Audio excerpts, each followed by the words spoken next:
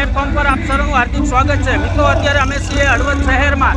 આજે વેલનાથ બાપુની જન્મજયંતિ નિમિત્તે હળવદ ઠાકોર સમાજ દ્વારા ભવ્ય રેલીનું આયોજન કરવામાં આવ્યું છે। આજે ભવાની ભૂતેશ્વર જે છે ત્યાંથી આ રેલી નીકળી હળવદના મુખ્ય માર્ગો પર પસાર થઈ અને શરણસર જે પૂર્ણ થવાની છે।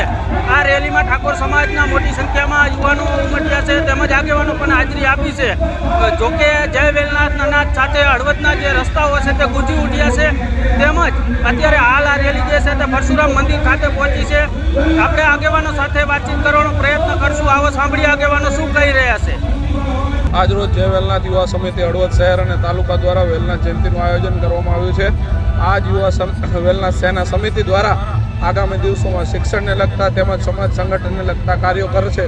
પરંતુ પરમ પૂજ્ય સંત શ્રી વેલનાથ બાપુની જન્મજયંતિ નિમિત્તે શહેર તથા ગ્રામ્ય વિસ્તારમાંથી સમાજના મોટી સંખ્યામાં ચુવાડિયા કોળી ઠાકોર તેમજ સમસ્ત કોળી સમાજના યુવાનો આગેવાનો વધાર્યા છે। ત્યારે તે બધાનું પણ સર્વોથી સ્વાગત કરું અને સન્માન આભાર વ્યક્ત કરું। આજે વેલનાથ જન્મ જયંતિ છે, એમાં શોભાયાત્રા હળવદ મુકામે આજુબાજુના ગામડાવાળા પણ જોડાણા છે અને બહોળી સંખ્યામાં અન્ય પણ 18 વરણ પણ એમાં વેલનાથ જન્મ જયંતિમાં જોડાણા છે। ત્યારે અમારે હળવદના આગેવાનો બધા જ બહોળી સંખ્યામાં જોડાણા છે અને ઉત્તર અમારા સમાજમાં ખૂબ પ્રગતિ થાય અને આ એકતા થઈ અમારા સમાજની એ મારા આશા છે। જય વેલનાથ, જય માતા। હું મોરબી જિલ્લા યોગેશભાઈ ગંગારામ બાગેજાણી, મોરબી જિલ્લા પ્રમુખ। આજ સમાજને એક થાય, સમાજનું સંગઠન થાય। આજ વેલનાથ બાપુની જન્મ જયંતિ નિમિત્તે આજ સમાજ જાજુ બહોળી સંખ્યામાં ભેગો થયો છે, એ માટે બધાને ધન્યવાદ કરું।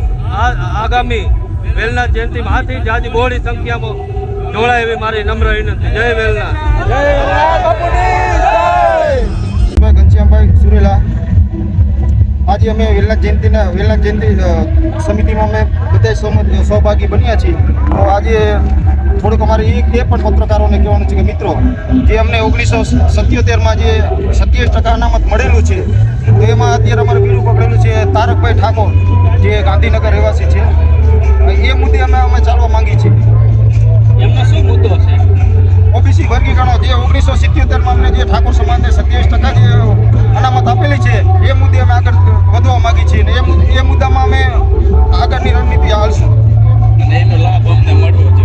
હાલની ઘડીએ બળદેવભાઈ, હું તમને એ કહેવા માંગુ છું આપના માધ્યમથી કે 1977માં જે અમને 27% અનામત મંજૂર થયેલું છે, એમાંથી મને આપણા સમાજને એક પણ લાભ મળેલો નથી।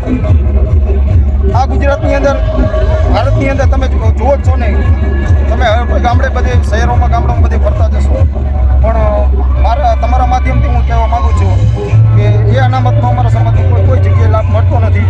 અનામતની વાતો છે, માત્ર ચોપડે છે, એને યુવાનોને લાભ નથી મળી રહ્યો। હા, ચોપડે જ છે ખાલી, કોઈ અમારા યુવાનોને કોઈ પણ પ્રકારનો લાભ મળતો નથી।